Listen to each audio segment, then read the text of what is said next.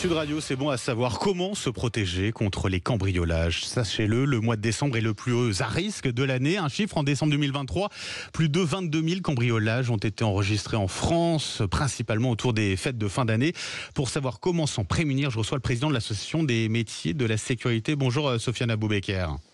Bonjour. Et merci d'être avec nous ce matin. Comment expliquer tout d'abord qu'il y ait autant de cambriolages en ce mois de décembre? Pourquoi ce mois-là en particulier? Alors, d'une façon générale, les cambriolages sont plutôt propices pendant les périodes de vacances. Pourquoi le mois de décembre en particulier? Oui, on aurait eu tendance à penser que c'était plus l'été, juillet ou août. Alors, en juillet et août, le temps d'ensoleillement est un peu plus important que l'hiver. Et donc, c'est un des facteurs qui permet d'expliquer les cambriolages en hausse au mois de novembre et de décembre. Parce que naturellement, quand il fait jour dehors, les voisins peuvent regarder ce qui se passe.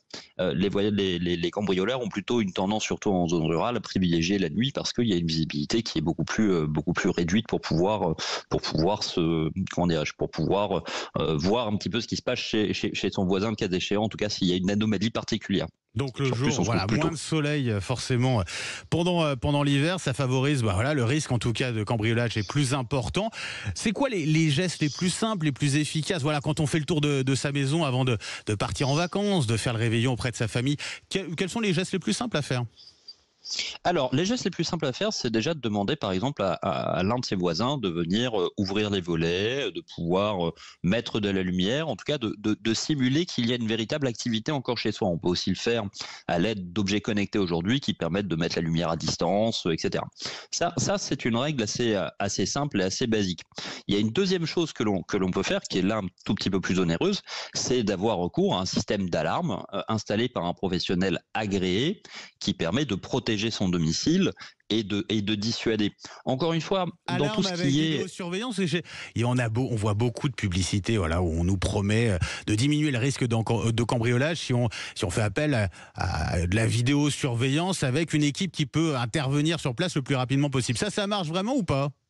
Alors, ça dissuade naturellement les systèmes de sécurité électronique, donc les systèmes d'alarme ou de vidéosurveillance, parce qu'on n'a pas forcément un système d'alarme et une vidéosurveillance. Il peut y avoir simplement ce qu'on appelle les détecteurs volumétriques, périmétriques, qui permettent de dire, si quelqu'un pénètre, un cambrioleur pénètre dans mon logement, effectivement, je vais avoir une alarme qui va sonner, qui va prévenir ce qu'on appelle une centrale de télésurveillance. Et une fois que cette centrale de télésurveillance aura été prévenue, effectivement, c'est une société de sécurité privée qui va se déplacer. Attention d'ailleurs, on entend des publicités de temps en temps quelque peu hasardeuses disant on prévient immédiatement la police. C'est totalement illicite. Oui, c'est faux. Une société de télésurveillance ne peut appeler la police que si elle a la certitude qu'au moment où elle fait ce qu'on appelle la levée doute, c'est-à-dire au moment où elle traite l'alarme, elle traite le signal d'alarme reçu, si elle voit des cambrioleurs en action à l'intérieur du bâtiment. Sinon, elle prend une amende. Et au bout de 3 amendes, elle perd son agrément. Donc attention là-dessus en termes de publicité. Bon, avant de partir, sinon, qu'est-ce qu'on fait? On vérifie que tout est bien fermé, bien sûr, les portes, les fenêtres également. On vérifie également qu'à l'extérieur, il n'y ait pas des outils qui puissent faciliter l'intrusion.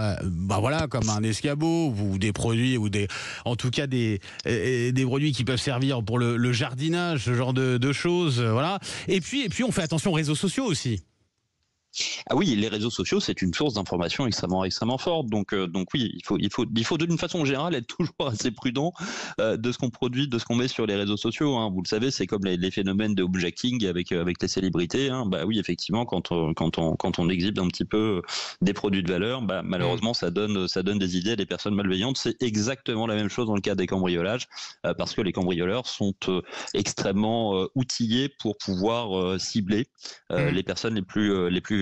Et puis si on déclare qu'on va partir en vacances également, faut être vigilant, faut surveiller aussi du coup ces enfants qui sont sur les réseaux sociaux là-dessus, Sofiane Aboubeker, de cette manière.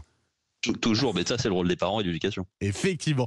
Merci d'avoir été avec nous en tout cas ce matin sur Sud Radio, Sofiane Aboubeker. Je rappelle, vous êtes président de l'association des métiers de la sécurité. Merci pour tous vos conseils et passez une très belle journée.